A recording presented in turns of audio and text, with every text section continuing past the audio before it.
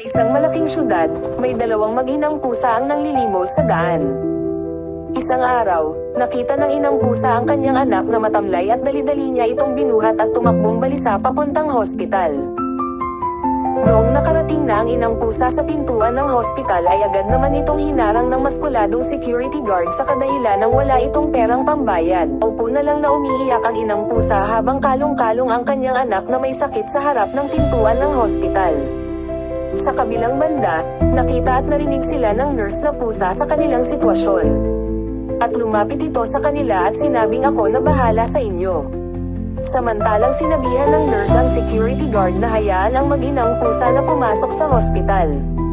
Agad kinuha ng nurse ang batang may sakit at agad niya itong inasikaso. Hindi nagtagal, gumaling ang bata habang nakaabang ang kanyang ina sa kanyang paggising. Sa labas ng kwarto, agad namang nilapitan ng nurse ang nanay ng may sakit upang alokin ng trabaho sa hospital. Pagkaumaga nagsimulang magtrabaho ang nanay ng bata sa hospital.